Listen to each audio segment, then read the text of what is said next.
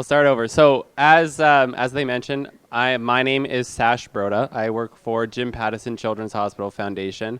And from the sounds of it, since you guys are hosting an Extra Life event here, I know some of you guys, not everybody works at Vendasta here, but who's all familiar with Extra Life, even in the slightest, just by a show of hands?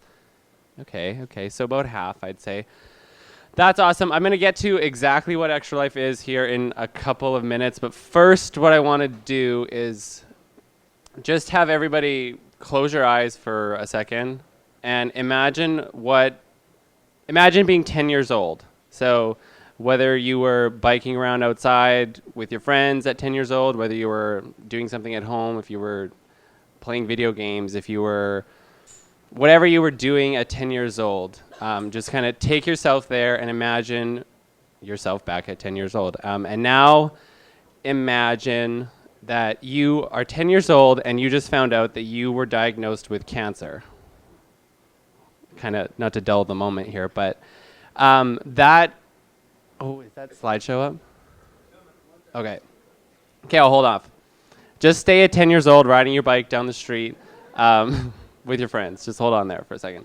Okay, so imagine you're 10 years old. Thank you. And you've just been diagnosed with cancer, which for a lot of kids in Saskatchewan and obviously across Canada, that's a reality. So I want to introduce you to my friend Peyton. And Peyton is 10 years old. She's from Estevan in Saskatchewan, which I'm sure everybody knows where that is. Her story began when she was 6 years old. So she was 6 years old, diagnosed with lymphoblastic leukemia, which is a type of cancer, obviously. And she, at that point, had spent a lot of time in the hospital. She went in the hospital and had many surgeries, had countless chemotherapy treatments. She had radiation treatments. And from 6 years old until she was about 8 years old, she was in the hospital receiving all those different treatments. And in May of 2017, she actually went into remission. So her doctors told her her cancer was gone. She had beaten it. She was cancer-free. Fast forward 6 months to last November, so just about a year ago, she found out that she went in for a checkup and she found out that her cancer had actually come back. So 6 months cancer-free and her cancer came back and she was fighting cancer again for a second time in her life. And what they had actually told her when she found out was she had a tumor in her stomach that was about the size of a grapefruit. So that's pretty significantly sized, and especially in a 10-year-old girl. I mean, it's big, right? So pretty much right after she found out her cancer had come back, she was sent to the Children's Hospital in Edmonton to receive treatment. She received a surgery there to remove the tumor. That was back in January. She had countless, again, more chemotherapy treatments, more radiation treatments, and she actually found out that she was going to go in for a bone marrow transplant in the Alberta Children's Hospital in Calgary. So she was transferring from Edmonton to Calgary, and that was in June. So just to give you guys, I guess, a bit of a timeline, she goes from Estevan all the way to Edmonton in December. She stays in Edmonton receiving cancer treatments all the way until the end of May. And in June, she moves to Calgary, and she's still in Calgary receiving treatments. She had the bone marrow transplant at the beginning of June. And she was told that following her transplant, she was going to have to spend 6 weeks in isolation in her hospital room. So nobody's allowed to really go in there. She's not allowed to leave. She's not allowed to go outside. Nothing, no toys really can come in, because they really just had to control all of the germs, all of the infection control that they need to do to make sure that her body could heal properly after that transplant and get used to the new cells that they had just given her. So 6 weeks of isolation. Not even 1 month later, it was Canada Day, July 1st, and she was given a 1 hour pass to go outside and get some fresh air. So she's one of the toughest kids I think I've ever met in my entire life. You talk to her, you meet her, and you talk about like getting the needles that me personally, I hate needles. I would never want to get a needle. But you talk to her and you ask her about needles. She goes, this is what her response is. She goes, they're not so bad. Every 3 needles, I get a $5 gift card. That's what she word for word said that to me one day, and I was floored. I was like, okay, you're a tough kid. Like, you're way tougher than anybody I could ever even imagine. So she had, not even a month later, she was told 6 weeks, not even 1 month later, she is kicking butt. She's outside for an hour. She gets to experience fresh air for the first time in weeks. And flash forward even a little bit more, 100 days post her post-transplant, I guess you could say, she found out that she's actually 100% cancer-free. So that was about 1 month ago. So she's now 10 years old. She's beaten cancer twice now in her life, and I think in my books, she probably could do anything now. I don't think anything could really stop her in her entire life. She could be the next, well, I would say president, but we'd be prime minister, I guess. But she could be the first female prime minister. Like, honestly, she's one of the most amazing kids. And she's going to continue to stay in Calgary until close to Christmas. So that is going to be an entire year that she's been plucked from her home, plucked from her community, her family, her friends, and she's been in Alberta. So at the Children's Hospital. So there's a reality for a lot of families and a lot of kids that they spend a lot of time in children's hospitals. And right now, a lot of families have to leave Saskatchewan to get healthcare and to get the treatments that they receive. Sorry, I just noticed you in the back. You look like a scary movie in a best way, but I was like, whoa. Not to kill the vibe. What was I saying? So anyway, Jim Pattison Children's Hospital, to get things back there. For a lot of kids and a lot of families, this hospital is going to be what they call home for weeks, for months at a time. And Extra Life is a program that runs across Canada, across actually the entire North America, so United States, Canada as well. And it's a 24-hour gaming marathon where people can sign up, set up a fundraising page, raise donation for kids like Peyton, who have gone through hell, basically, radiations, cancer treatments, whether it's an illness or an accident, who have spent time in hospital and are now recovering.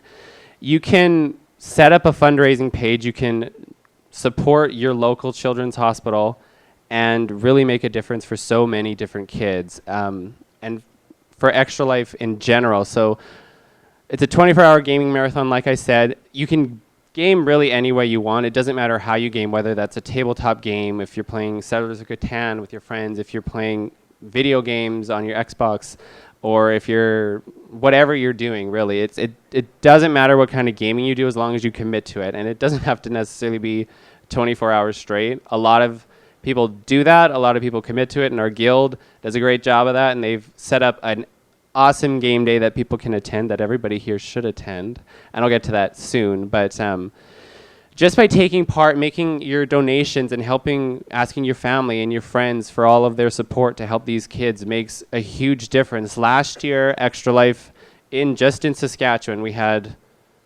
just under 200 people take part in Extra Life from across the entire province, and it raised over $50,000. So it adds up, and it makes a huge impact for a lot of families. So take part in Vendasta's game day here on November 3rd. Take part in our Guild's Saskatchewan game day on November 17th, and that's going to be at TCU Place from 6 a.m. to 6 a.m. You can come out, you can play games, you can fundraise, you can raise money on your own fundraising page just by playing games, essentially, by taking part and having fun. So it's a really simple way to get involved. It's a really easy way to get involved. Big thank you to Vendasta for hosting this event. You guys did it for now the second year in a row that you've had ideas on tap, and everything from, I think, the drinks and food and the bake sale. So go buy all the delicious cookies. I haven't got mine yet because I didn't want to come up here with crumbs on my shirt because I really love cookies. But I'm going to get some soon. But just support this event, support Extra Life, the Vendasta event, support the Saskatchewan game day at TCU Place. If you guys need more information, or you want to know a little bit more about Extra Life, or about the hospital, or about some of the kids' stories that, the kids that we get to meet every day that go through surgeries and endless different treatments in the hospitals, you can reach out to me. There's my contact information. Or you can also, if you just want to get involved with Extra Life, get involved with the committee and the guild that helps plan some special events around the province and around the year. You can reach out to the guild there. There's the email. We have a couple members of the guild here. Can I call you guys out and you can wave? So there's a couple over in the corner there. They're great. But yeah, Extra Life it's kind of what you make it. You get to, I always say Extra Life is an easy way for you to play games and give kids a little bit of extra life, which is kind of corny, but it's true. It really makes a huge difference for so many kids that you guys will hopefully never have to meet or, experience being in the hospital yourself. But I can't really put it into words any other way other than take part, sign up, fundraise, and really it adds up and it makes a huge, huge difference for kids. So thanks everybody for coming out and enjoy the rest of the evening.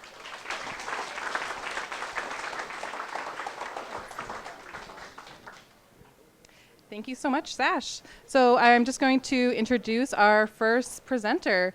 First, we have Michael Wyant. He is the Chief Operating Officer with the Wyant Group. The Wyant Group has 17 dealerships representing 12 automotive brands throughout Saskatchewan and British Columbia.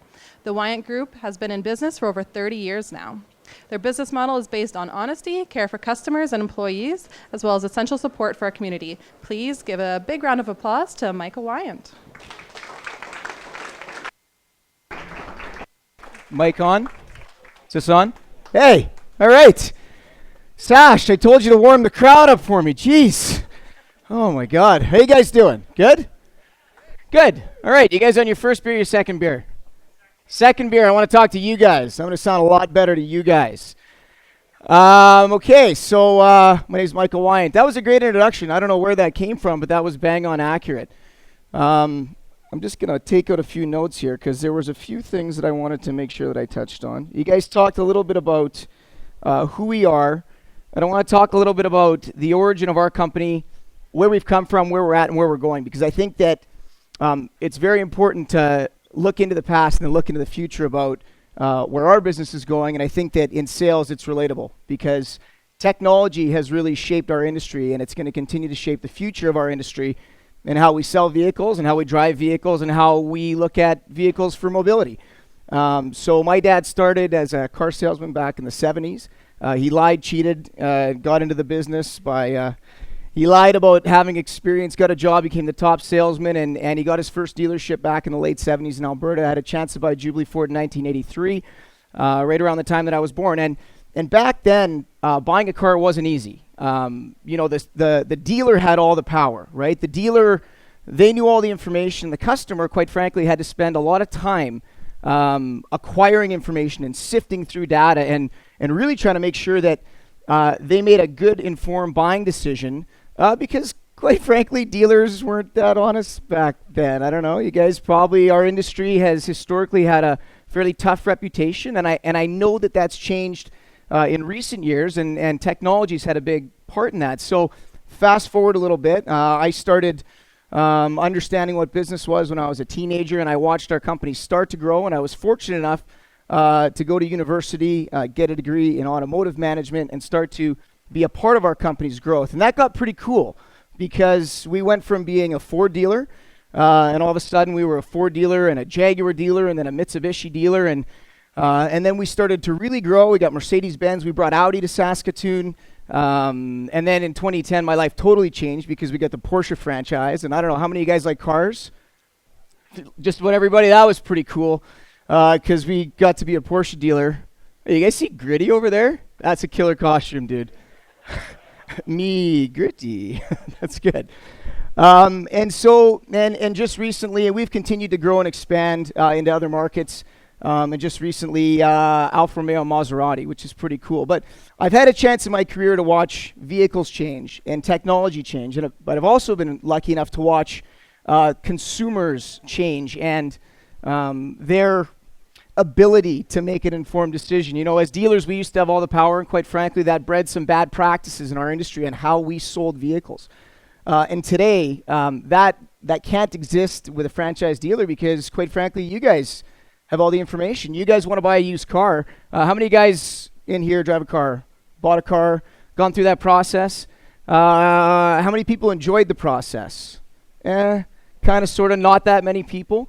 And so that's good because while you have all the information today, our industry still hasn't totally adapted to where your needs and your interests really need us to go. And so at least you can hold us accountable on what you're buying and if it's a fair price, because you have all that information at your fingertips. And as dealers, we used to be salespeople. Well, we're still salespeople, but we're facilitators now. We facilitate a transaction for you after you've done most of your research. The average consumer now, 10 years ago, they'd go to 5.6 dealerships before they bought a car. So if I was a salesperson, I had a less than 20% closing ratio.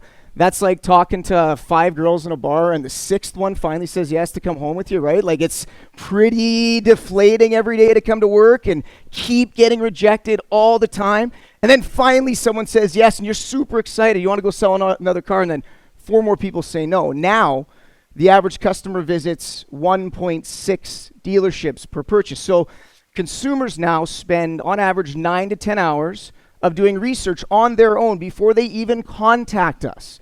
So what have we become as dealers? We become facilitators, but being facilitators of a transaction means we have to be more educated, because you guys are more educated, right? You guys have the information. A salesperson that didn't know what he was talking about 10 years ago still got the deal if he was charismatic and he could talk you into it and, make some things look a certain way. Now, if we aren't more knowledgeable than our customers, we don't have a chance, because at 1.6, I think that people leave a dealer when we screw up, right? So you're going to go to a dealer with the intention of buying something. And unless we screw something up along the way, you're typically going to buy it from us.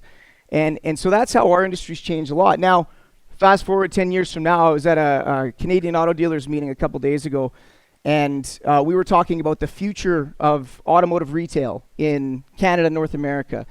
And what is a transaction going to look like in 10 years? Well, I can tell you, customers want a different experience today. So what's it going to look like in 10 years? Show of hands, if you guys could buy a car online from a dealer today, how many would do it? So ish, right? So that's about the stat. 44% of people in Canada say they would buy a car online from a dealer, but I bet you not all of you would, because you're still not quite sure. You still don't have that level of trust. And we don't have that level of, call it, guarantee. We haven't instilled faith in you by giving you exchange policies, guaranteed condition reports, some sort of a lemon law that says if the vehicle breaks down a certain amount of times the first 90 days, you take it back.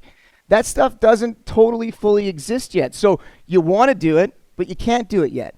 And our industry is going to go that direction. I think you're going to see it a lot sooner than you think. The technology is being developed, but I would love to be able to stand in front of you guys and tell you that if you wanted to buy any car that we sold at any one of our dealerships, you can go to my website, you can find it, you can buy it with confidence, you can get instant credit approval online, a secure website, and I'll deliver it to your house. After you sign electronic documents on the website, all you got to do is verify your identity. Sound like a good buying experience for you guys? Yeah? What about the test drive? You got to test drive it, but do you? I mean, your neighbor might have one. Maybe you test drive it the day you buy it, right? So in our industry, sales is going a direction that is even more consumer focused, that's even easier than it is today. And it's all about what consumers ask us to be as dealers. You don't want to waste your time car shopping. George, you ever buy a car where you had to go to like 5 dealerships, get a bunch of information? This is like back in the day, right? That's how I used to sell.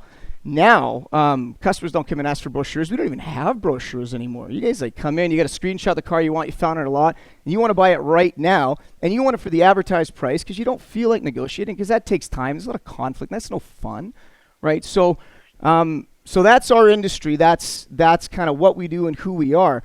And I don't think that the expectations of someone buying a Mitsubishi Outlander should be different than someone buying a Porsche Cayenne, because at the end of the day, you're spending your money. Our job is to save you time and facilitate a transaction that is easy for you, that you can have confidence in. And then after the fact, you're going to need someone to be there to look after the service, maintenance, warranty work in the vehicle. So I was told that this was sales from the Crypt. So we'll talk a little bit about horror stories. And I could stand up here all day and talk about some of the things that we've dealt with over the years. But picture for a second being, let's say, a customer. You go in, your entire life you've wanted Porsche 911, and you finally are able to get that car. Your kids are a certain age, everything's cool, and you go to a dealer and everything was great. We factory the car for you, and it shows up, and it's the wrong color, or it's got the wrong color interior, but everything else is right, or it doesn't have a sunroof. It's supposed to have a sunroof. And these are issues that we face on a daily basis. And whether that's that Porsche customer that's waited his whole life for a car, whether that's a Ford Escape customer that just had to have a certain spec and it was their first new vehicle ever and we screwed up. So then how do we recover from that? So the thing that I always tell my staff, there's all kinds of conflict in selling anything, whether that's selling vehicles, selling service on vehicles, selling parts. But whenever we run into conflict, it's a really good opportunity, because if we've done something wrong, and this was a big issue in our industry, dealers never wanted to admit they were wrong. They wanted to put it back onto you guys. But if we've done something wrong, it's our responsibility to make it right. And customers, people, it's amazing how much they want to solve the problem. You know, a customer doesn't come knocking on my door screaming and yelling because they want to. Like, that's, like, how many of you guys like getting mad about anything, right? You'd rather sit around and have beers on a Friday afternoon, enjoy yourself, get dressed up, good costumes. Like, that's what you'd rather spend your time doing. You don't want to have to come down to the dealership and knock on my door because one of my people did something wrong. But you will if you have to, if you're justified. So it's an opportunity for us to make it right. And that could involve, we ordered you a car with the wrong seats. I'm not going to force you to take it. Maybe that car becomes less money. Maybe we reorder you a car and I give you a comparable car for free for the next 4 months until that car comes in. Maybe we sold you a vehicle and immediately within 30 days, because every once in a while they're built on a Friday afternoon, the engine blows up in this thing. And you just spent 50 grand on a new Audi and it doesn't have an engine in it. Well, maybe you get a new Audi. Maybe I go to my manufacturer and work my butt off for you to solve that problem so that my customer who just spent piles of money with us feels like we care about their business and there was value in that purchase in dealing with a local dealer because we have your back. And so I run into that stuff every day with the amount of rooftops we have. I got 120 some salespeople selling vehicles only, and then there's another pile of service advisors and parts advisors. You can imagine people make mistakes. But when they make mistakes, it's our responsibility to really take a look at that and go, if I was the customer, would I be upset at the dealer because the dealer did something, in my eyes, that was wrong? And if the answer to that is yes, we solve it every single time. And every time we solve it for the customer, you'd be amazed at how happy people are. So I guess that would be a presentation if I had a formal presentation, but I really like taking questions, and I hope you guys have some, because I would take any question you've got. So, anybody? Yeah.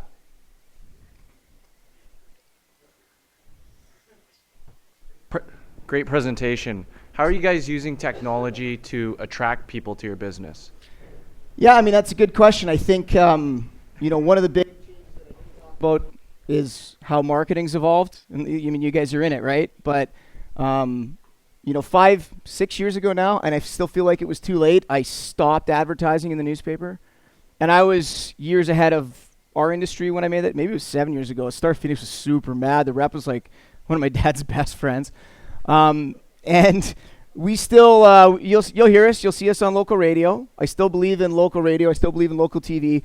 But I would tell you that 65% of our budget's digital. And that's really on strictly marketing. So we do lots of SEM. Our sites are all optimized. They should be. If they're not, let me know, please, because I got to go fix it. And on top of that, I mean, it's everything from content creation into social. And we've, over the years, we've done really well at that. And sometimes we haven't done so well at that. And that really boils down to the quality of some of the content creators on our staff. We've had some videos we've produced go organically over 100,000 views locally in Saskatoon. Like, that's like, 1.5 in every 2 I don't know. It's lots. And then some of it falls on its face. So we've invested a lot of money in people and process. A few years ago, you wouldn't be able to go to any one of our websites and see any of our new vehicles. Dealers only believed in advertising used vehicles on their websites. Well, now you should be able to go to every single one of our websites and see 15 plus photos of every new and used cars, complete with a walk-around video. Now, if you guys were to go to a site, you're going to show me this vehicle doesn't have the video, and I'm going to go back to work tomorrow and say, dude, what the hell? But it's a lot to manage because there's a lot of moving parts, and every month in and out, we sell 300 to 500 vehicles depending on the month. So that's as many coming in as there are going out, and a lot of things to manage. But we spend our effort in digital, and that's the future, and that's going to continue to evolve as it's really evolved a lot in the last few years. So, answer your question? Yeah. So earlier you mentioned rooftops. I was just curious how many people you employ and how many rooftops do you have? How many rooftops? If you include all the other businesses, like we got a bunch of car washes, you got people everywhere, and body shop. I think we're close to 600 employees now in 3 provinces. We're really growing big in Alberta. We're building a new Volvo and a new Jag Land Rover dealership in Calgary. So those are kind of, yeah, it's a lot. We never thought it would get this big. We were a kind of a small town Ford dealer, and things just kind of grew. But growing with really good people has been what's allowed us to do that. So there's a lot of them now. Well, Michael, I know that you were in Newfoundland yesterday, so thank you for changing your plans. You got to pick up your son here in about an hour, so Yeah. I appreciate you coming down and speaking to us. Let's talk about the family, because there's a lot that your family does in our community to support events and things like that, and I don't know if you get the credit that you deserve for that commitment to the local market. Yeah, it's a family-owned business, and I always knew this is what I wanted to do. My brother's a chartered accountant, thank God, because he's like we don't know where he came from, but thank God he came. So it's my my dad and I are not accountants. My dad and myself, my brother, work together, the 3 of us, to run really the operation. But my brother-in-law runs our Porsche dealership. My stepmom runs our marketing department.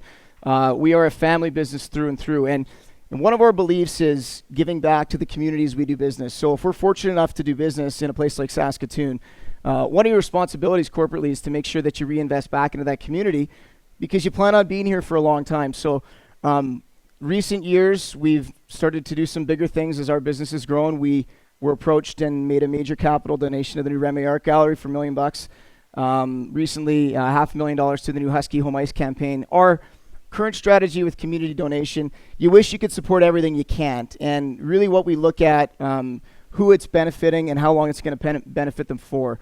I love, Sash, your presentation. As tough as it is to see that stuff, we did a lot for the new Children's Hospital, because that's important and that's long term. If we can do capital commitments to things that are going to get built, that are going to last for the next 50 or 100 years, and really build this city in the community, that's the sort of things that we do. So we believe in Saskatoon. That's where we're all from. And we hope that this city continues to grow as we continue to grow. And you look back 25 years from now and you hope that you made an impact, because I think if you have an opportunity, that's what you need to do. Anybody else? Right here?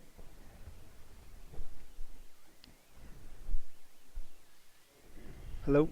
Thanks, Michael. That was a great presentation, very passionate. Really enjoyed listening to that. You mentioned in your presentation that the future of sales, at least with cars, is doing it online. I mean, right now, what's the percentage of your company's sales done strictly online and buying cars online? 0. 0. Yeah. Okay. And is the company planning on doing something like that, where a customer can simply go on your site or go on a platform and buy the vehicle? Or are you still focused more on the one-to-one sales? Oh man, yeah. Give me 2 months. I'll pilot in 2 months. Yeah. Yeah, it's coming. It's Cool, coming. man, The cool. challenge that we have, and you guys are a tech company, so you'll understand some of this. But there's a lot of we call them legacy issues in our industry, and a lot of issues with integrations. And so I could build a website that I could do online transactions tomorrow, but it wouldn't push the data into my dealer management software. It wouldn't pull data from my dealer management software. I'd create an animal of data entry trying to get my vehicles into this website, because none of it would pull. And then it wouldn't push it back into accounting. It wouldn't integrate with the financial institutions. I couldn't give you instant credit approval right now. It would have to go to one of my employees to manually submit it, which is what we currently have. So I've been trying to get this stuff going for years, and I'm finally happy to say that we do have a pilot starting hopefully January, where one of our dealerships, I won't tell you which one, we're gonna start the process of being able to facilitate that transaction from end to end. I'm not going to start with DocuSign, because I still got to see you, but that'll evolve as time goes on. And I hope that within 2 or 3 years, you'll be able to buy a car through any one of our websites online, start to finish, and I just drop it off to you, maybe meet you the first time at your house. So, yeah. Michael, would you please buy Redline Harley Davidson? It's funny, I used to work there when I moved to Saskatoon. I worked there for a couple of years for We the previous owner. understand each other. No, we looked at that once upon a time. We weren't fortunate enough to get it, but I love Harley Davidson. I ride a motorcycle. So do I. Anybody else? Good? All right. Thanks, everybody. Appreciate your time.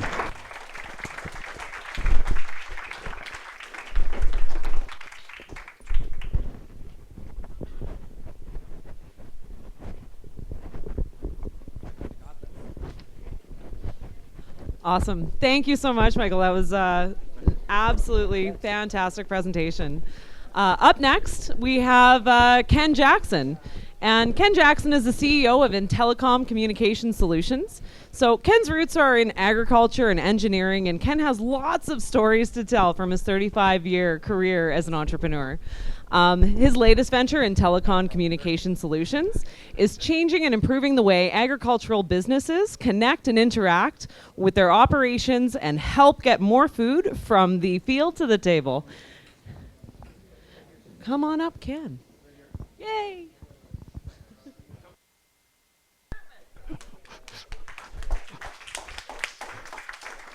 Hi. Thanks. And most importantly, I'm Sam's dad. Isn't that cool? Can we get my first slide up here? There we go. Intellicom in touch and control. So as I was introduced, Intellicom is a relatively new company, and we're doing a couple of cool things. Oh, this is a clicker. Good. So first of all, we're filling in the gaps in rural connectivity. So farmers who, if you are not constantly connected these days and able to deal with all the reams of data that you produce and that you need to farm, you really haven't got a hope of surviving. And actually, more importantly, and I'll go to this next slide here, I think everybody sort of knows world population's continuing to increase. We're looking at another billion people over the next few years here. And a statistic that continues to floor me is that approximately 30% of all the food that's grown never gets consumed. So, just doing some real quick math, we're actually growing enough food to feed not only the people on the planet, but another billion people. Now, that ignores all the logistics and economics and all those kinds of things, but it's a very interesting statistic. So the other thing we're doing is next year we're going to be introducing a product, and it does a pretty cool thing. Essentially, we're digitizing grain. Okay, so as the grain is coming out of the field and into the bin or out of the bin, we're capturing it, digitizing it, so we can do things like assessing spoilage risk in real time. We're also able to assess things like protein and oil content, and so without getting into a whole bunch of stuff there, the need to have real-time information on quality and quantity of grain is incredibly valuable to producers, to essentially the whole food chain. This whole field to fork is kind of a term that gets kicked around, and right now the sort of from the producer to the elevator, there's this big gap because that information just isn't being captured, and we're going to be able to close that gap. So there's some really exciting stuff going on with that product, and it's very foundational, and the university's getting involved, and the protein the supercluster is getting involved. So we're on a good day, it's a pretty exciting place to be. So, and I'm all dressed up because I was looking for money today. So, of course, which it takes a lot of dough. I'm going to talk about a couple of sort of things that we overcame, and then just a couple of fun things. I'm an engineer that's sort of learned how to sell by listening to and back when they still made them, cassette tapes, and so. I've been doing I've designed a lot of products, I've sold a lot of products, and I spend a lot of my days now more on the marketing and commercialization side, but I still love product development. So kind of the first story here is, once upon a time we developed a product called the Drift Guard, and we wanted to establish distribution through, and it was a sprayer built for golf courses. Actually, the part on the back was what we developed. And so we started to go to all the Toro dealers across North America and to sell this product to them. And the Toro company actually issued a edict to the dealers that says, if you guys sell this thing, we're gonna renege on all the warranty on the sprayer. And so this is really bad because we're a little company struggling, and we've just been told by the manufacturer of the sprayer that we can't put our spray boom on their sprayer. And we'd also thought, well, why don't we just sell this to them, and then they can distribute it, and that would be cool too. So we there's a big event called the Superintendent something or other. It's a big show that kind of all the superintendents come to. It's a kind of a big deal. And so we spent a lot of money, bought a big booth space, and we took a sprayer there and some other stuff, and we built this beautiful display system. And so we get there, and the guy who was in charge of the spray booms and who had been avoiding me, or in charge of the sprayers, was avoiding me, and over the sort of the preceding months, and was saying, no, we just don't want to do this. And so we'll fool him. We'll go there, and we actually rebranded our product, and we painted everything red, and we redid our logo, so we kind of looked like Toro. And so we get there, and the vice president of Toro walks by, and he goes, where you guys come from? I mean, how come I don't know about you? And he said, well, we've been kind of talking to Kent and asking him that we'd like to do business with you guys. So he says, okay, I'm going to send Kent over here, and you guys can figure it out. So he sends Kent over, and Kent is, without going into a bunch of detail, he's a fairly successful guy in his own right, but he comes over, and he is, excuse the French, he is so pissed at me, he won't even look at me because he's been told to come over and do a deal with us. And anyway, so that was, probably a really bad starting point for making a sale with these guys. Having said all that, what we found out after we get talking a little bit, they're actually being sued because the brakes on the sprayer aren't good enough for the sprayer, let alone adding another 300 pounds on the back. Okay, so, well, you could have just told me that to begin with. I would have understood. So we go back and say, okay, well, can't leave that with me. I go back and we get our engineering guys around and we yak about it a bit, and we go, hey, wait a minute, why don't we just add our own braking system and we'll adapt it onto their thing. So we did that, and it worked. And not only did it work, it actually solved their problem at the same time as solving our problem. So fast forward, Kent and I became good friends, and 6 months later we had a deal, and we're shipping a truckload of product to Toro. So never say die. So the other one, again, another Toro story.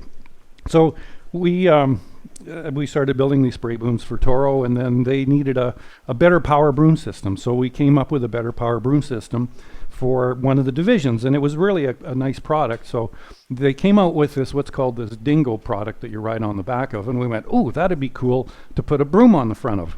So it's a different division, and I go over there, and I can't remember the guy's name, but anyway, I said, hey, we'd like to build a power broom for your dingo. And he said, yeah, no, we're going to do it ourselves. We're not interested. Thanks. Go away. Went, yeah, well, we just don't do that. Okay. So I called up the dealer in Minneapolis, and I said, hey, can you ship me one of those new dingoes? And we want to build a broom for it. And we had a really good relationship with that dealer. So like about 3 days later, this crate shows up, and it's got one of these dingoes on it.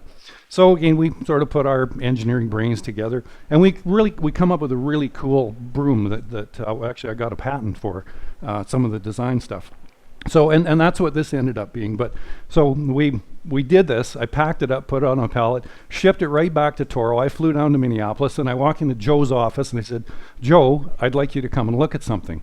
And my only regret out of all this is I didn't put a really big frickin' red bow on it, because he walks out and he sees this thing, and again, 3 months later, we're shipping a truckload of these things to Toro. So it just never say die. Load Pro, couple of fun ones here. We developed this product. Essentially, it was for better, safer loading in trucks, and we were trying to come up with the whole kind of marketing and slogan and everything around it. And I heard there's motorcycle riders. Anybody been to the Sturgis motorcycle extravaganza? Okay, you can relate. It is madness on two wheels. Well, our two of our marketing or sales guys go down there, and Sturgis is like in South Dakota. It is crazyville. They've got I think they've got a tent trailer parked on the runway at the airport, and it's hot. South Dakota can really get brutally hot, and so I get a call kind of late one night, and it's either it's a combination of sunstroke and alcohol consumption is I think kind of factored into it. But my business partner, who you kind of have to know him to know the story a little bit, but he calls me, he says, we got this great slogan for the Load Pro, get it on. And I went, hey, that's cool. So right away I said, oh, wait a minute, we got to get the song from, who was the group that did Get It On, Bang It Gone. Anyway, so we reached out to them and they said, yeah, like, forget it. So we didn't win that one. Anyway, we did, it was a pretty fun moment in our branding strategy. So, and also out of that, we came up with a product called the Bike Pro, which you could drive your bike up on the truck and the wheel would lock in, and it was actually safer and kind of a really cool way to do things. So, and of course, with the Bike Pro, if you've got Get It On, well, then you obviously have to use Keep It Up for the right for the Bike Pro. So, their marketing is fun. Does anyone know that? Anyway, so the other cool thing about this is I was actually in with the Load Pro. I'll back up here for a second. So I've go down to Maxon tailgate lifts. They're the guys, if you notice on the trucks, delivery trucks that drive around often, they'll have a hydraulic gate on the back. Well, that's Maxon is the biggest company that builds those things. And so I was down meeting with the CEO of Maxon because they wanted a more entry-level product that they could sell, and we had kind of something that looked like it would fit the bill. So I'm in Steve's office, and he gets a phone call, and he's yakking on the phone a little bit, and I'm just kind of hanging out waiting. And I hear him say, well, no, I can't do anything, but why don't you talk to this guy? So he hands over the phone to me, and I go, yeah, how's it going? And this guy said, yeah, this is Jay Leno. I'm building a fire truck. I'm taking an old fire truck, and I want to put motorcycles in the back, and I need a way to get up in the back of the truck. So I ended up having a couple of conversations with Jay Leno, which was sort of cool. Okay, I bet nobody can guess what this is about, but this is actually one of our financial advisors. You use this to describe kind of an approach to raising capital, and I won't go into that. But as I thought, from a selling perspective, this has actually got a lot of merit. And it's a little blunt, but it's more meant to be something provocative that helps you remember than taking it for as it's written. But when you contact a customer, customers, it's not necessarily that they're lazy, but they've got like 12 things coming at them all day long, right? So it's like, okay, I'm busy. What do you want? Okay, so you got to kind of be conscious of, okay, how do I, fit into this guy's day as quick and as simply as I can. On the ignorant side, again, they may not understand what you're trying to sell them, and they've got these other 12 guys that are calling them to do stuff. So, it's like, how do I get my message across really quickly and simply to those guys? I mean, like, what's the one thing that's really going to, kind of make that catch, that hook for me? And the other one is on the greedy side, and this really applies just to venture capitalists because they're a bunch of greedy guys, but we won't go into that. Everybody's looking for, okay, so what's in it for me? I mean, does it make my life better? Going to make me more money, whatever. So I thought it's just from I'm always constantly trying to distill things down into their simplest form, and I found that this has actually been very helpful raising capital because it really helps you to focus. And in that world, man, those guys, as one guy said to me yesterday, he said, yeah, they have no problem ripping your heart out right in front of you, throwing it on the floor and spitting on it. And I said, yeah, I know, I've been heartless for many, many years. So the other thing is, if you can just figure out how do you make it easy to say yes, and again, some of this stuff is kind of obvious, but at the end of the day, it's like, okay, how do I simplify this thing to the point where the guy just says, well, yeah, this makes sense, let's do it, right? So, and lastly, and I've heard so many stories, and I've personally done this so many times.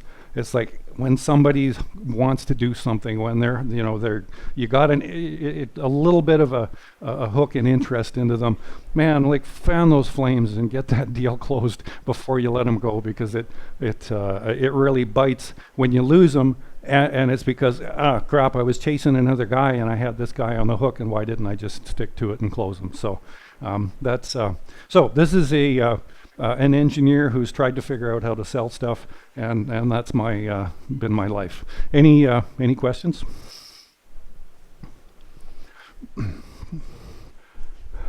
Test. Did Jay Leno buy? I don't know because we were, it would have been through a distributor. So sorry, I can't give you the. He didn't buy a Load Pro. He actually did want a hydraulic one, and he ended up getting that from somebody else. So I think he got a Bike Pro though.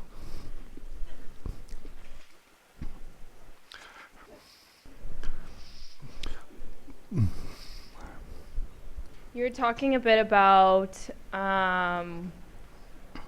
what you did with the dingo sales, Yeah. and you gave another example where you made the sale by kind of engineering a solution to the objection, and I'm wondering what that looks like. Have you done that, like, to replicate it again? What did that really look like? Like, Sure. Okay. Now this is the older and wiser version of me saying, sell what you have.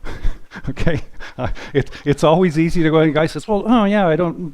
This is kind of on point, but could you do this with it? And sometimes you can modify it, and that's cool. But one of the things about that's sort of I have learned about selling over the years is, if you can sell what you have, it's so much more profitable. Now, as an engineer, it's like, well, that's no fun. But as a guy, trying to run a company and make some gross margin, if you can sell what you have, and often it's this whole, there's a whole other discussion here around getting around objections. But people sort of throw up objections, and often it's not really, no, I don't want to buy it. I just, you just need to kind of talk me through this one thing. So as we try and standardize to be successful as a company generally, and I'm not talking about engineering firms, but as a company producing a product, it's really important that you as much as possible sort of sell what you have, because those add-ons, those sort of creating other stuff is rarely profitable unless you can charge for it, and most people won't pay. Does that help? Okay. All good? All right. Thanks.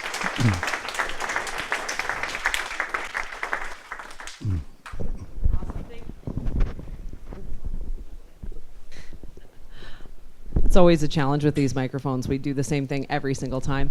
Thank you so much, Ken. That was an amazing presentation, and I definitely want to go out and get the Truck Pro and the Bike Pro as well. It'd be fun. Anyway, so what we're going to be doing right now is we are going to be taking a short break in between the presentations, but I do want to make one other little announcement for you. So we have a special kind of treat. Right in behind Mr. George Leith there in the room 404, we do have a photo booth where you can go and you can get pictures taken. So you don't need to be dressed up. You can just go on in, get a photo. And of course, we have the beverages over in the corner, so enjoy a beer or a wine or some snacks. And yeah, we'll be back shortly. Oh, and the bake sale. Very important. Yay!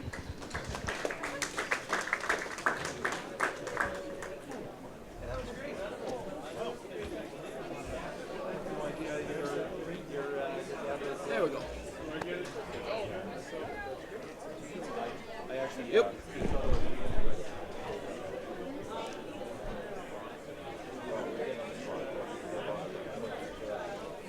Oh yeah, we can get tunes going there. Depends on it.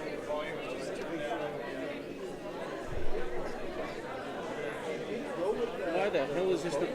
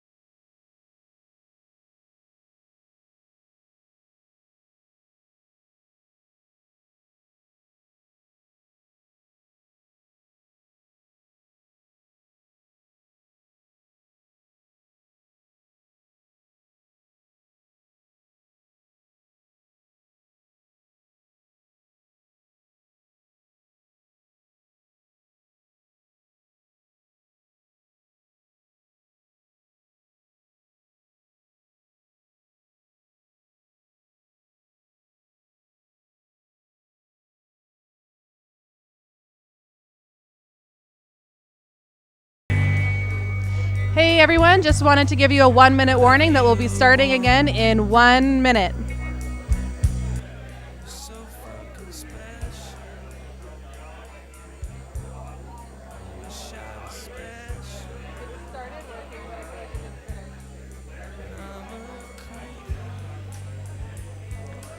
Hey everyone, just wanted to give you a reminder that there's a 1-minute warning. 1 minute and we'll be starting up again. If everyone can make their way back to the atrium, you have 1 minute.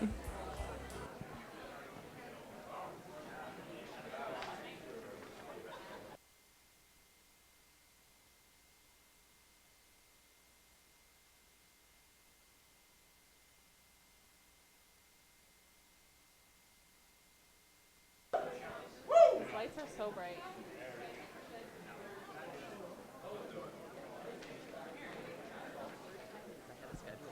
Are we? Yeah. So go ahead further.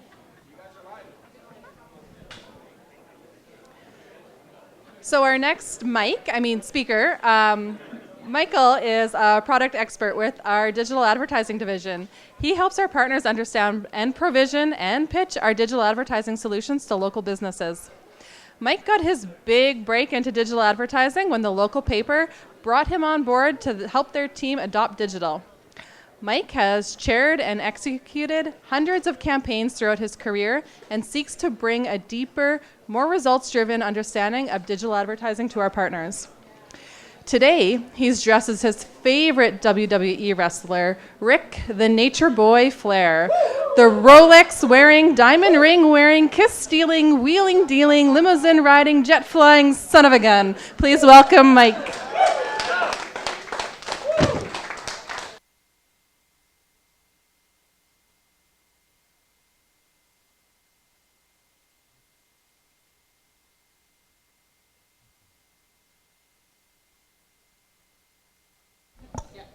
Test, test. Ooh, that was loud. Thank you, guys. So as they were alluding to, great intro, thanks, by the way. My name is Mike. I am a product expert with the digital advertising division. Today I'm going to talk a little bit about soft selling, but before I get that, I'm sweating like a dyslexic at a spelling bee here, so I'm going to lose some things real quick.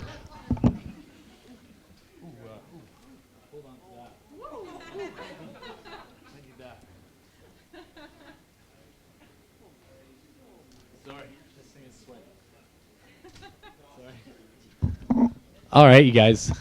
So in keeping with the theme of today, I'm going to give you some work today, John. I'm going to be moving quite a bit, so just so you know. Keeping with the theme of today, which is sales from the crypt, I want to talk a little bit about soft selling. So this is the only pleasant image on this slide deck. After that, it's all a bunch of horrific images. I think this is important. Soft selling is a unique way of selling, in my opinion, that I feel sometimes gets not enough credit. I feel like it's a very valuable form of sales. I think people undervalue it because it simply doesn't get, say, a bottom line deal signed at the end of the day. It takes longer to do. You have to invest a little heavier into getting a sale across the board. However, I feel the value of that sale goes up, and moreover, the relationship through soft selling. So, even turn back the clock, say 4 or 5 years ago, I was selling windows and doors actually for a installation company in the city. Real hard-nosed sales strategy, really get the deal done no matter what. You had to make sure that they signed on the dotted line at the end of the day. And after doing that for about 2 years, a little less than 2 years, I became incredibly burnt out. Sick of sales, didn't want to do it ever again. I felt like, I'm never going to take another sales job in my life. And for a few years, for about 3 years or so, I had that mentality that I would never get back into sales again because I didn't feel like sales were for me. I didn't like pushing products on people that I didn't feel like they needed. Didn't feel like I wanted to trade on my name to sell someone something that maybe they didn't have a use for. And what I realized, and what a professor actually told me in university, was that whether or not you agree with sales or whether or not you like sales, the fact of the matter is we're selling every day. Every person has to sell. In multiple, I'm not even talking just a traditional business sense of sales. Think about an argument with your significant other. You're selling why your viewpoint or why I use the decorative towels, because I'm always going to use the decorative towels, because they're towels in the washroom. I'm selling the reason why I'm doing something. And even if you think that you're not in a sales role, I would argue that almost everyone sells themselves just about every day. Phrasing on that last part, but anyways, what I mean to say here is that we're always selling, so we might as well get really good at it, right? Soft selling was my solution to getting back into the sales game, starting to enjoy what I do again, stop feeling so seedy, like I was just selling someone, a product they didn't need. And I found that through soft selling. So we're going to talk a little bit about that and kind of how I came out of this process, learning to be a better salesperson in general. I think we can apply this to every aspect of our lives. So what is soft? Oh, by the way, every backdrop is a real scary monster, if you guys haven't already learned that. What is soft selling? So soft selling is directly in contrast with a hard, bottom line driven sales where you need to buy this. This is why you need to buy this and you need to buy it today. Soft selling takes a totally different approach. It's based on selling to a client from their expressed wants and needs through active listening and open questions. I might be a little bit dyslexic there. Open questions and active listening. So what does this mean? Well, what this means is it's a consultative, more relationship-driven sales process. Takes longer, no doubt. Does it help, say, reduce buyers' uncertainty or, say, buyers' regret? Certainly does. Does it have an impact on the longevity of that business relationship? I would argue profoundly so.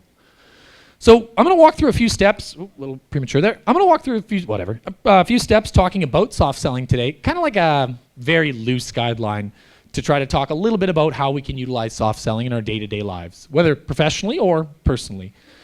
I think the first most important, well, not most important, but could be argued one of the more important steps to soft selling is understanding who are you pitching to. So clearly the presentation I'm giving today is going to be the group that's in this room. Probably not the board deck, which probably wouldn't care for my colorful language or liberal use of fake cocaine. You have to first understand your audience. So is it an analytical type? Is it a relationship type? Is it someone who wants to, say, just feel good, get a pat on the back, tell them they're doing the right thing? Understanding your audience is the first step to understanding how to soft sell effectively. Someone opens up the conversation with, hey, how's your weekend? What are you interested in? What do you do? Probably more relationship driven, probably a little bit more emotional. I have clients that I'll talk to every day that'll say, listen, I want the bottom line. Give me a cost per lead. Tell me exactly how much it's going to cost me to get this ad message, say, in front of someone that they're then going to resonate with. More analytical type. This tells me a lot about how I'm going to then pitch to that user. Shouldn't say user, client. I'm going to tell me how I'm going to pitch to that client and some of the tactics that I might use. But it starts with understanding what makes your audience tick. And you can do that, again, through active listening and open questions. Be yourself. A lot of people don't like to do this, and I wasn't myself for years when I was selling windows to, say, seniors on a pension, trying to say, hey, cut that check my way. You need these windows, These are rated minus 45. You live in a condo. You definitely need to spend $1,300 on a set of windows. Well, probably not.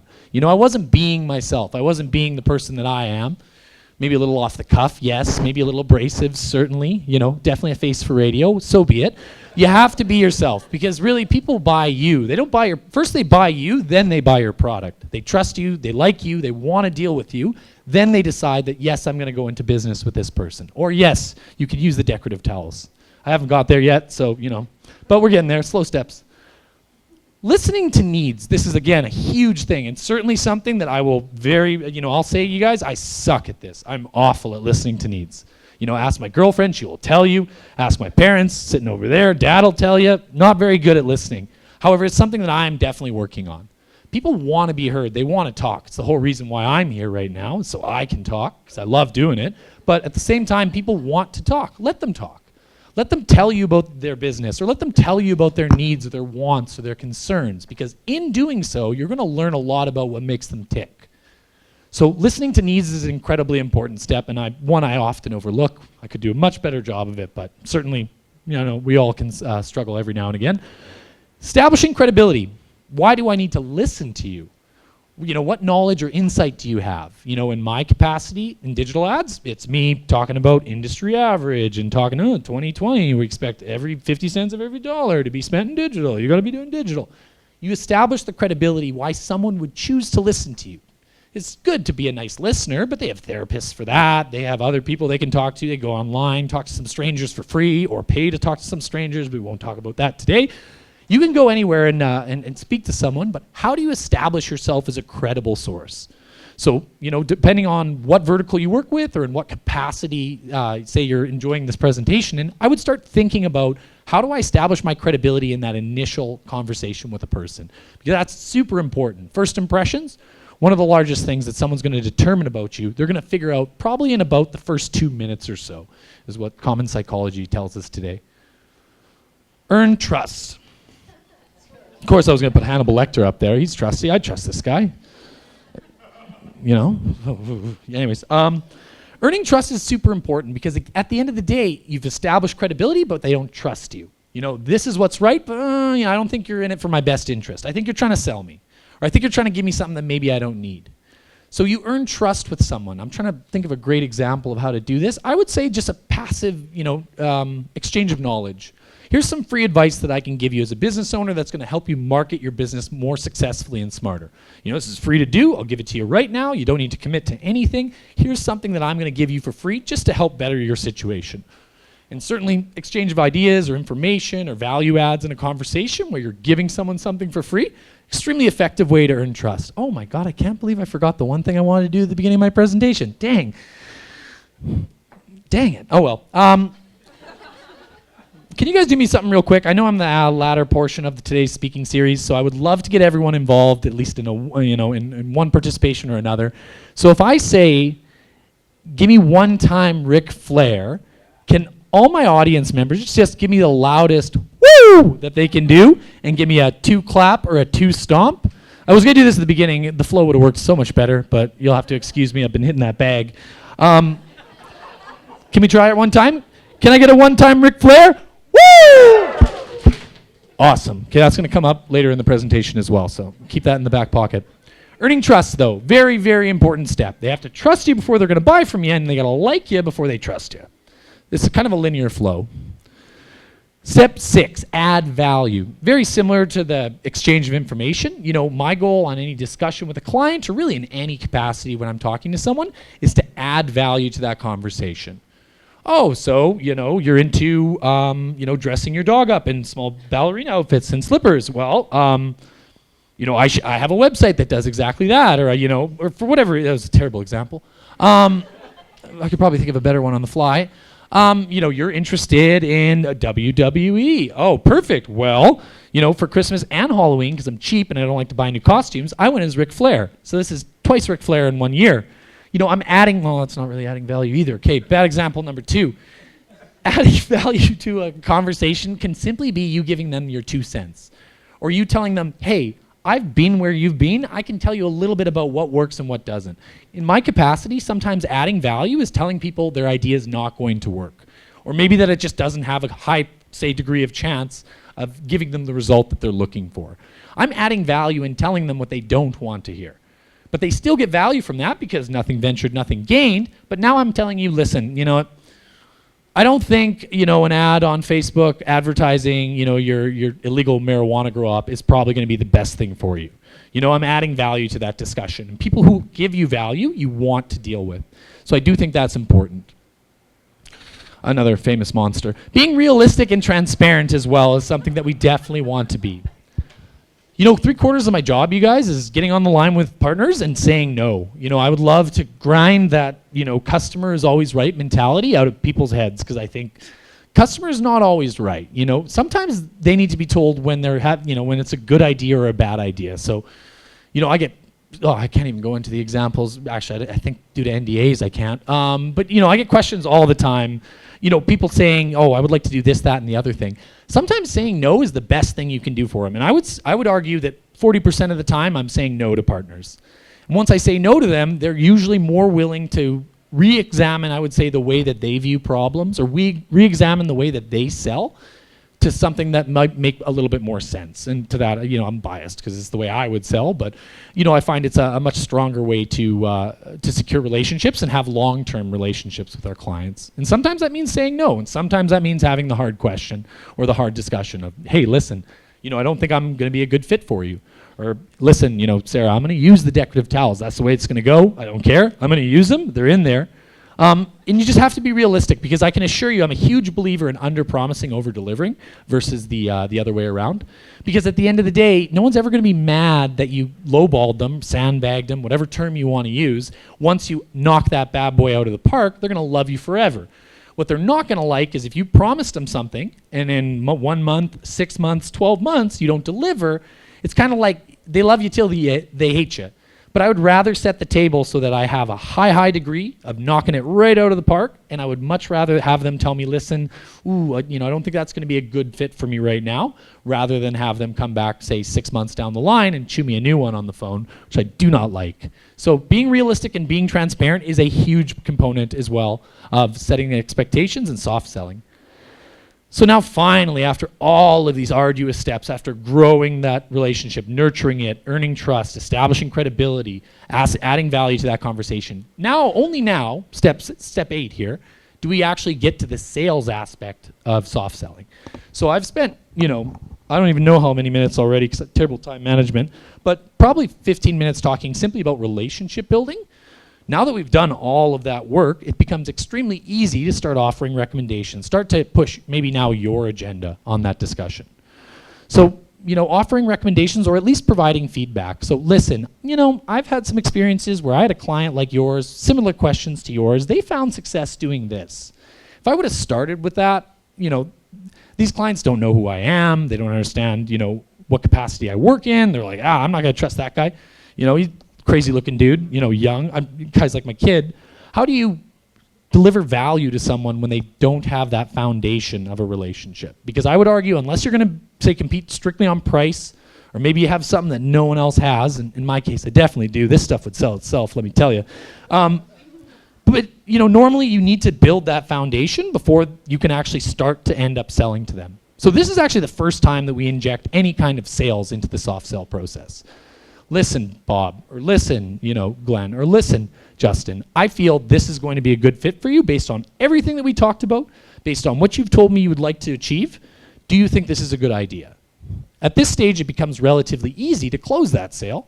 If we're talking purely dollars and cents sales, it becomes rather easy to do that because you've done all the legwork right now, building a relationship, establishing credibility, trust, why they should listen to you, and why they should end up, say, following your recommendation.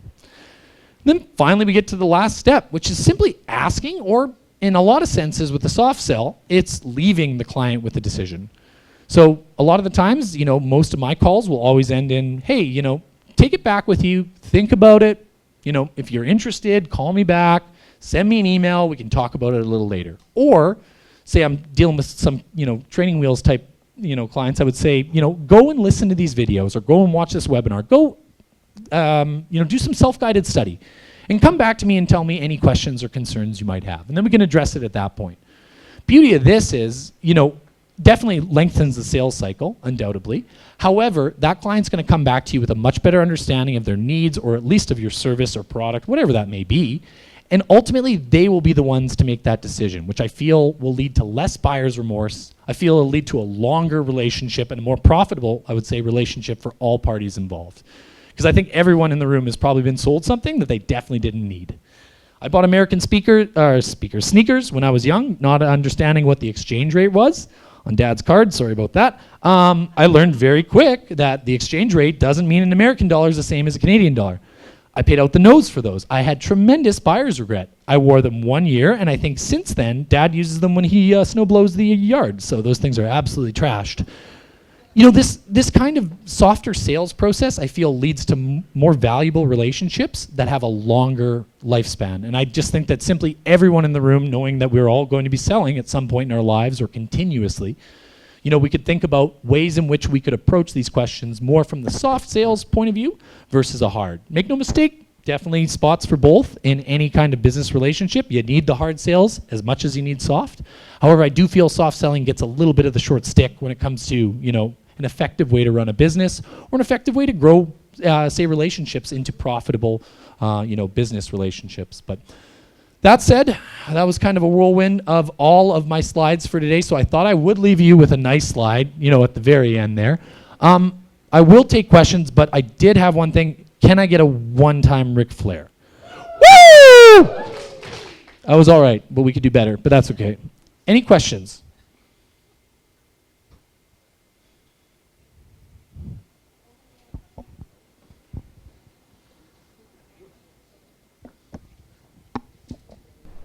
All right, so I totally agree with you on your soft selling approach, but sometimes I find in sales that people are not as receptive to that as a consumer. So how do you go about that when people aren't receiving your true, genuine self when you're trying to work in that sales relationship? Okay, could you elaborate just a little bit on, just so I understand? So say you're selling to someone, you're listening to them, but they're just not getting the picture, or They're not willing to receive you. Oh. Yeah, so even if you're listening to them, you're talking to them, and they're still being, very standoffish and abrasive. How do you get around that? Fair point. It's an interesting question because it kind of depends on the situation in which you're placed, and that's so I have clients that I can tell that when I get on the line, I can tell I've said something that just puts them off, or maybe I've said something that they just don't agree with fundamentally, and I can just feel them shutting down. I've certainly had relationship experiences of that where people just totally shut off, and there's sure, okay. Usually at that point, I'll just hit it straight on and say, listen, you just don't sound like this is something that you're interested in. You just don't seem to be quite engaged with me. Is there something that is off-putting, or is there something that you didn't find value in, or you'd like me to say dive deeper into? More often than not, unless they're totally trying to sidestep you and leave, they're going to say, I don't agree with the way that you guys do this, or I don't think that this really is going to be useful for me. And I think the principles of soft selling would tell you that in some senses, you tell them, maybe it's not. There's a lot of clients I'll say, hey, listen, this is not the way we do it. I don't want to get too deep into the specifics, but I had a client like to pitch things, what's called cost per lead.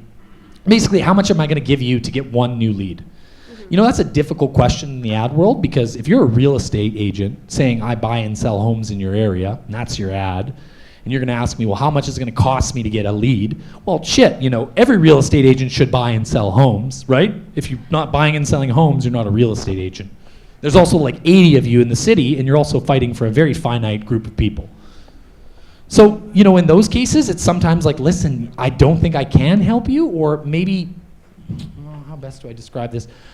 Without being as disrespectful, it might just be one of those things where you're like, listen, I don't agree fundamentally with the way you do things. I have a track record, or I know what I'm doing. If this is something that you would like to go ahead with, do you really want to be in that relationship to begin with even? There are clients that, we'll say no to just because I can see 6 months down the road, this one's going to be a headache. Is it worth burning our relationship with them? All the tremendous fallout. Had I used this dating years ago, I would be so much in a such better place, learning that some relationships are best left unaddressed or unstarted. Because at the end of the day, is it going to benefit you? Short term, maybe. Long term, probably not. I find it's better to sometimes walk away from someone who doesn't see value rather than try to hammer home the reason why they should. However, in that sense, there would also be some other sales staff that would say, listen, you hammer them the features and bends again, or you talk about exactly why they should be doing this. And we have tons of people in the building that know how to do that. George knows how to do that exceptionally well, understands the pain points of people, understands why they need to push them to a point where they make a decision, because some people won't. But I think the short, in the very roundabout way, I would say there are some relationships that might not be worth starting, would be the quick way to describe that. Did I answer your question, though? I want to make sure. Yeah, no, okay. that's good. That's a good answer. Any other questions today, guys? All right. That's not too bad. Can I get a one-time Ric Flair? Woo! Thanks, guys. Appreciate the time.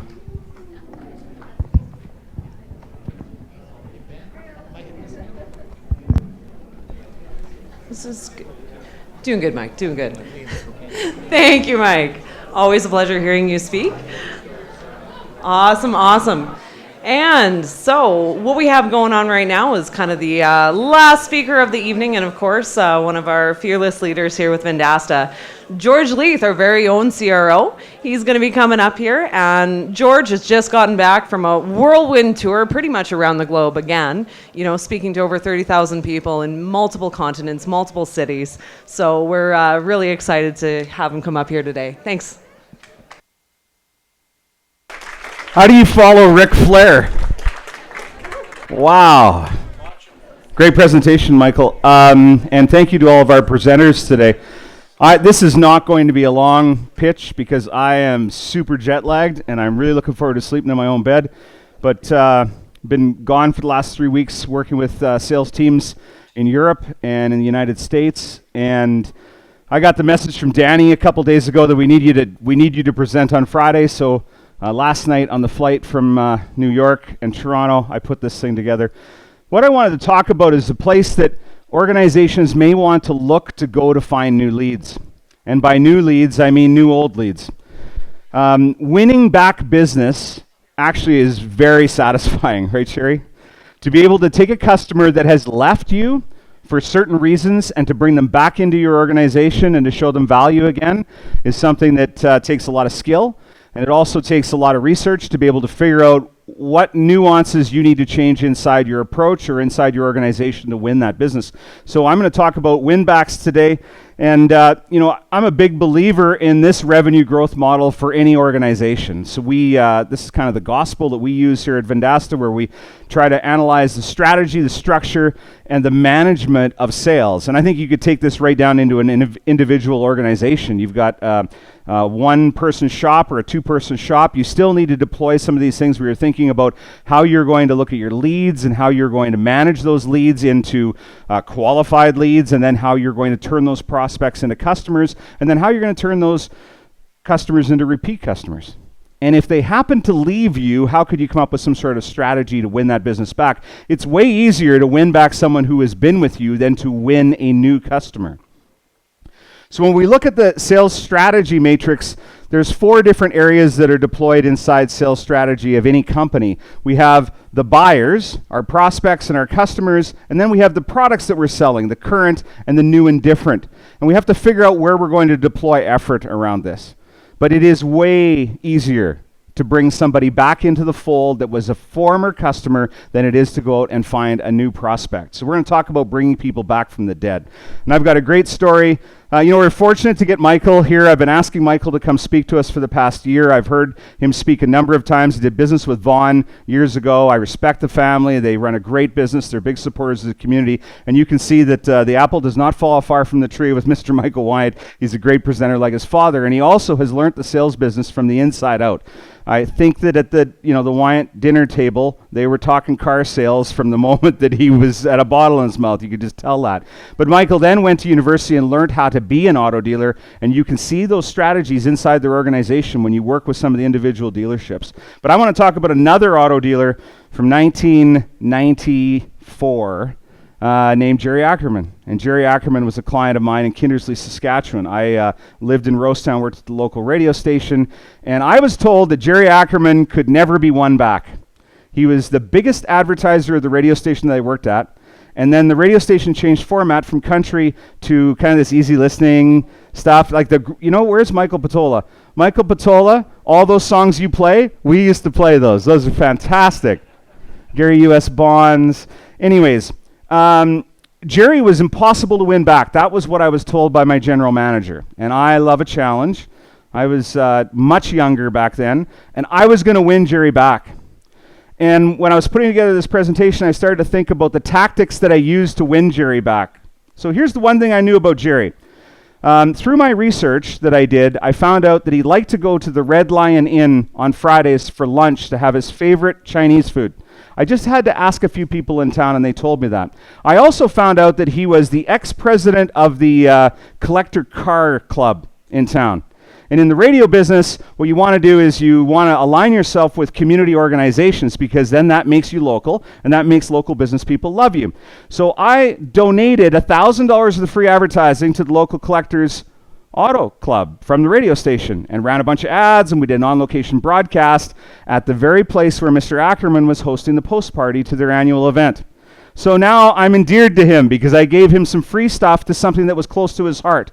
But he still wouldn't give us the business because I'm not at that point. To Michael's point, you need to build relationship with that customer before you ever have a hope of winning their business back. And what I find sometimes is salespeople, especially either salespeople that are under stress, meaning they are not hitting their quotas, or salespeople that are young and inexperienced, they'll try and rush a lead through the pipeline, and they'll rush it through the stages of the sale, and they'll ruin the opportunity. So Jerry was nowhere near ready to be sold. And I remember I had to figure out a way to get Jerry a drink that night at the event. Not that you need to drink, but yeah, well, here, cheers. And I saw his wife, Jeannie, standing at the bar at the Red Line in Kindersley, and I walked over and I said, Jeannie, my name's George. I work at the local radio station. We're really happy we're able to partner with the Collectors Car Club of Kindersley on this event. What's Jerry drink? She goes, Jerry only drinks Scotch and Calgary beer. So I bought him a Scotch and a Calgary beer. And by the way, you could not expense those at the radio station I was at, so that was coming out of my pocket. And then Jeannie took it over to Jerry at the table, and I was watching her across the room, and she pointed at me. And now I'm starting to get somewhere with this thing. So finally, the week later, I had to suck it up and go in to see Jerry at the dealership and ask for the appointment. Because now I've waved, and he saw me. He's noticed me. I've made myself noticeable. Anyways, long story short, you guys all know where this is going. That next year, Jerry Ackerman was the biggest customer of the radio station that we had. And it got to a point where we built a personal relationship. I used to do the morning show, and I was in sales. And on Thursday nights, Jerry would have me at his house, and he would cook me dinner. And then on the Friday morning, I would do my morning show from his auto dealership. And he spent tons of money with us, and we sold him a ton of cars. So that's the other piece of this. This would never have worked if we couldn't put together some sort of plan that solved his problem, which was moving his inventory. But we definitely were able to win that customer back, but it was all about, to Mr. Vossen's point, Mr. Ric Flair's point, building that relationship. So here's some of the data around this. A customer is 4 to 8 times more likely to return to your product or service than a cold prospect. Now that's very compelling to me and to any of you that are salespeople in the room, because getting a new customer is very expensive and very difficult. You've got to deploy, and I'm not saying that you don't prospect for new customers, because 14% of your clients will either die or leave or will hate you and you just never get them back. So we always have to be prospecting new business, but those win backs are the ones that I think sometimes we're just like, it's a lost cause. But I'm telling you, you should take a very hard look at your pipeline and your customer base, because I think those win backs might be nuggets that you just haven't mined yet. So let me give you some strategies for winning back business. The first piece is you need to do some digging and do some research. When you look back to Jerry, I had to figure out what made Jerry tick. I had to find out what his wife's name was. I had to figure out what was important to him as a human outside of his work. And then I had to do a whole bunch of research around his industry. So here's the piece that I left out of the story. If I wouldn't have really dug into the General Motors dealership and figured out that the audience that was listening to my Mike Batola, Gary U.S. Bonds radio station was the perfect buyer for his brand new Chevy half-ton, and showed him that data, I wouldn't have had a chance to win it back. He was missing out on an entire audience by not dealing with us. Now the other thing is you got to know who left. And you got to know why they left. And then you see that acronym, because we're really good at using acronyms here at Vendasta. It's ACV. What is the annual contract value that that customer could give you? Because then you need to make a determination, do I really want to deploy this much effort to bring somebody back that's going to spend $400 a year with me? Jerry Ackerman was spending $15,000 a year at the radio station in Drumheller, 3.5 hours away. So I knew that he had the budget, and it was worth it for me to go out and buy him the Scotch and the Calgary and then 15 other lunches before I ever got him to sign a contract. The other thing that we need to do is take responsibility. So Jerry hated the general manager of the radio station. He shall go nameless, but his name was Dennis Dick. He probably should have spelt it with an I. He spelt it with a Y. Anyways. What I had to say to him was, Jerry, you have my personal guarantee that you will never have to talk to that guy. And I actually got the president of the company to phone Jerry to tell him that. Because I found out that it was really important to Jerry that he would never have to deal with the problems that he had before with the organization. So you have to take responsibility. This is one of the most important pieces with any challenge that you have with a customer. Get on the phone and own it. Because 9 out of 10 other salespeople will not do that. So owning it and taking responsibility is really important. And then beware of the hidden reason. So you've got to really do that research, because they may not, guess what? Customers may not tell you the truth. Everybody gives sales a rough time because salespeople lie. Customers lie way more than salespeople do. They'll tell you things like, oh, it's not the right color. They're not telling you, oh, I don't have the money. So what we need to do is beware of the hidden reason, because you may do all this work again and you may not have done the right research to solve that hidden problem. So 1/3 of former customers surveyed said they would come back if they were asked to return. Mike Vossen and I did not talk before these presentations. We did not see him. But he said in one of his slides, you have to ask for the business. And I believe that to be true even in soft selling. You have to ask for the order. And it's not called a hard sale, it's just called asking. Because the customer sometimes just needs that push. I also will not buy something if I'm not asked. So I've walked into all sorts of stores and they'll go, what are you doing, sir? And I'll go, oh, I'm browsing. But I'm in your men's clothing wear store and I'm browsing at clothes. Do some sales shit and ask me for the business. Or I will just go buy it online. So there's lots of people like that. Salespeople are like that. If you're a salesperson, there's a few in this room I know, and a few that I have not met yet. It sucks to not be sold. We love being sold. That's why I only go to Caswell's once a month, because Gord Burgess and his staff are great salespeople, and then Nancy gets pissed at me because I come home with $4,000 worth of shit. So here's where I'd like to leave you this evening. Identify your targets, figure out who they are. Who are they, and then why did they leave? And you may just want to go to the point of asking why they left. So have any of you heard of an exit interview? That's a new thing, right? No, it's not. If you are running a competent sales organization or you're running a lemonade stand and you've lost some business, you might want to ask the person that left you why they left. Because they'll say, well, you weren't putting enough sugar in the lemonade. I hate it. It's too tart. So asking is a really important piece to find out why they left. And then you need to set proper expectations as you move them forward. So they left you for a bloody reason.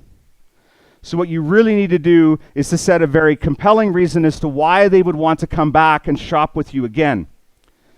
And then make winning back business a part of the culture of your organization. Now, I can't stress this enough. And again, I think this applies to all sizes of organization. Some businesses have this whole thing of, I'm just going to go find new customers. It's super expensive, by the way. And you don't have a very high success rate of that. Because they're like, oh, there's no way of winning that client back. But you want to make winning business part of the culture.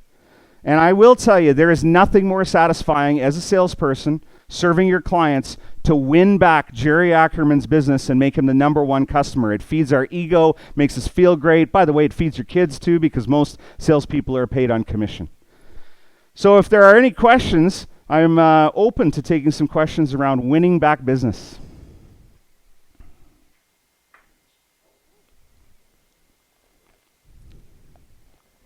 Check, check.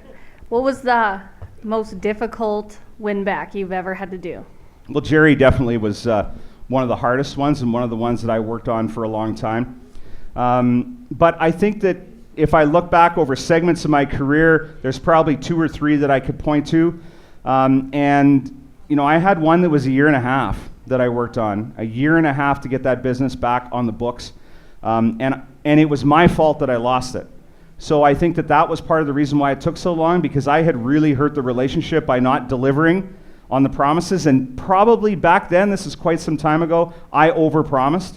So basically I lied. So it's not called overpromising. You lied to get the deal, and then it's going to be really tough to get it back because you got to win that trust back.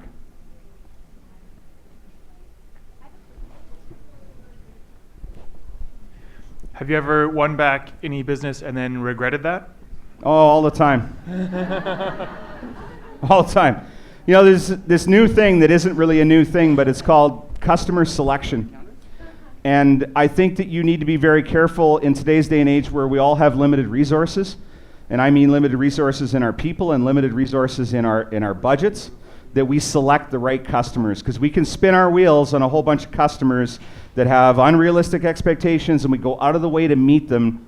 It also does depend on where you're at in your business. You might need to scratch and crawl and bring every deal you possibly can across the line, but for mature businesses, you should be thinking about selecting the right customers that bring you the right gross margin at the end of the day. George, I was hoping you could expand on what do you do to identify the best kind of leads to try and bring back? Is it purely monetary? Is there any, hey, I like working with this guy, I'll go after him again? Well, when you do the digging, what you have to find out is there a common thread as to why they left? And then can I fix that? So it's such an important piece when you're doing the research around why the clients left, and the only way to do it is to phone them.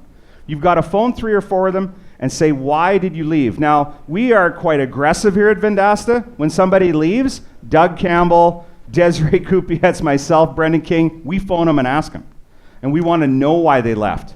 Yeah, we send a survey too, but we all know what happens to emails. So I think that what you need to do is find that common thread and then figure out if it's actually worth fixing. And if you bring that, now you may lose customers, you're like, oh, it's actually not bad that that customer left because they were costing me a ton of money. So it's in the research and digging into that information, figuring out if it's actually worth it to bring that customer back. That was the same question I had, just like when do you know when to stop, like just to finally just let it go. So I think you answered that. Yeah, and I've made this mistake where no, my ego gets in the way and I'm like, no, I can win back anybody. Right. But as ex-wives will tell you, that probably they weren't the right ones to win back. I got a fabulous wife now. I better try to get a hold of them. No, no chance, because it just wasn't worth it. No, my point is that you really need to take a hard look as to whether it's worth the effort, and it's not just monetary. The one thing that we could do, all of us, is to limit the amount of grief in our life. Right? Grief is the thing that really screws stuff up. They're not allowing me to swear today. Grief is the thing that screws stuff up. It sucks up a whole bunch of your time. So if you've got a customer or a type of customer or a cohort that is causing you a lot of grief and you can't solve the root problem, just cut them off. Go ahead. Check.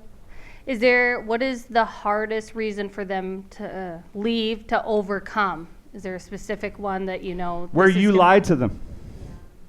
Like where somebody in the organization lied to them and set an expectation that can't be hit. You've got to win the trust back, and that's a really hard thing to do. And Mike's presentation was great because what he talked about was he was 8 slides in before he got to asking for the business, like to the business commercial portion. And when we look at a funnel, a lot of times the funnel is really, it's really small on the close, right? The close part. But what I like to do sometimes is flip the funnel so that the money just falls out of it, where you identify the customers, you spend a bunch of time in the middle portion, and then boom, the money's just dripping out of that thing.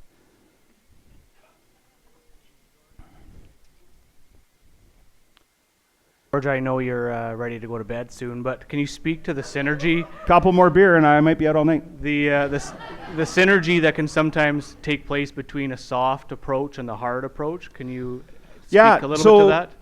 Mike put it really well, but at one point there in his presentation, I was sitting over there going, you got to be a bit of a chameleon. So the question was asked to Michael was, what if the soft thing isn't working and they take a hard approach to it? I would turn and go at them so that they're looking in the mirror. And I found that to be very effective. So if the prospect, and one of our guys here on staff, Aaron LeBlanc, he's very good at the Challenger sale. It's like it's the only book he ever read. It's funny. I really think about it. No, but what I'm saying is there's a time to challenge the customer, and then there also is a time where you haven't built enough rapport to challenge the customer. Now, I've got customers that I can challenge the hell out of, but I earned the right to do that by becoming a trusted member of their organization. So you've got to be very careful when you do the challenging and when you pivot your demeanor to match the prospect, that you've earned the right to do that. Because sometimes you could change and they'll just look at you and go, oh, who's this asshole? I did not guarantee that I wouldn't swear. Did that answer your question?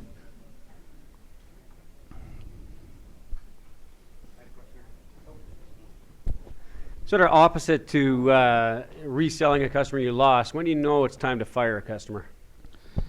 Oh, you're setting this up for our one-on-one on Monday because you want me to say we should fire a customer. It's totally what he's doing. Here's the way I look at it. It depends upon where you are in your journey of a business, because if you are in the startup growth mode, you need all the business you can get, and you should take it all, especially if you have some funding.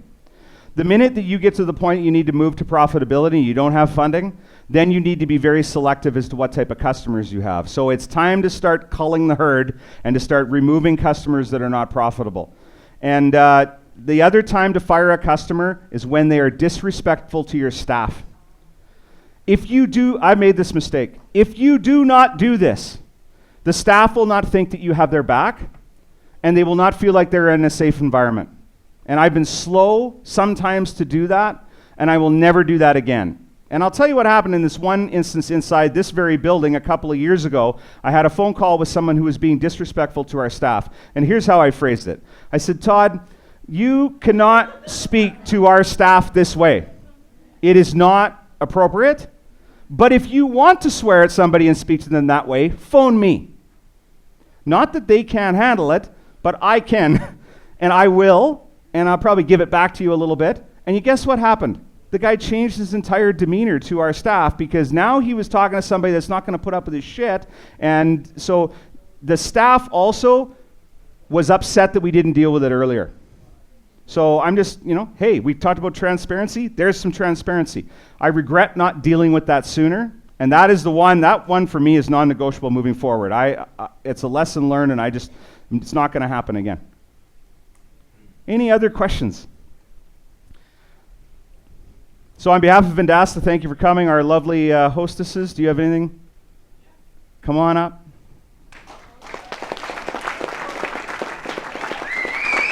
Woo! Thank you, George. Always a pleasure. So what we're going to be doing right now is we are going to come around with one final swoop of the 50-50, and of course there's still bake sale, so that's also part of the deal. But after we do one other round of that, we are going to announce the 50-50 winner. So, yay, get some 50-50s in there, and hope you win. Somebody in there. Somebody's going to win. 5 minutes. Oh yeah, put it on the clock. Good.